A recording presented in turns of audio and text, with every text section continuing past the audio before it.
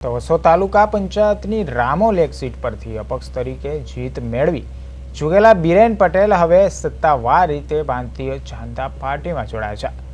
નડિયાદ સ્થિત કમલમ કાર્યાલય ખાતે યોજાયેલા કાર્યક્રમમાં તેમણે 10થી વધુ સમર્થકો સાથે ભાજપનો ખેસ ધારણ કર્યો હતો।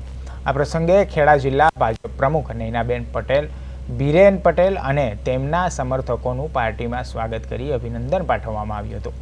कार्यक्रम में मातरना धारासभ्य कल्पेशभाई परमार, महामंत्री अमितभाई डाभी, दीपक मिस्त्री तथा पीज गामना आगेवान राजेन्द्रभाई पटेल सहितना आगेवानो उपस्थित रह्या हता।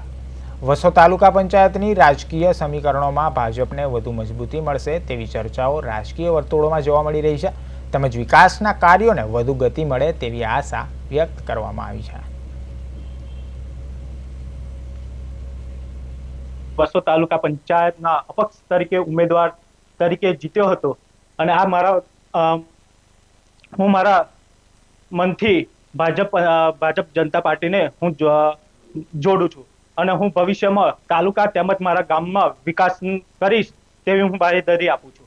કેટલા લોકો અન્ય સાથે જોડાયા? હા, મારી સાથે 10 જણા ટીકામાં અને ગામના વડીલો સાથે અમે ભાજપ જનતા પાર્ટીમાં જોડાયા છીએ।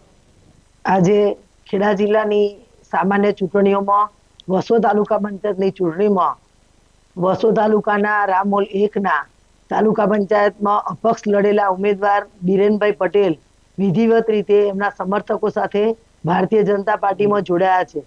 કોઈ પણ જાતની અપેક્ષા વગર આજે ભારતીય જનતા પાર્ટીમાં ખૂબ ઉત્સાહથી અહીંયા જોડાયા છે કમલમ ખાતે, અને એમની સાથે એ વિસ્તારના સમર્થકો પણ ઉપસ્થિત રહ્યા છે અને માતર વિધાનસભાના ધારાસભ્ય શ્રી, સંગઠનના સૌ હોદ્દેદારો સાથે અહીંયા સાથે મળીને બધાએ એમનું ભારતીય જનતા પાર્ટીમાં સ્વાગત કર્યું।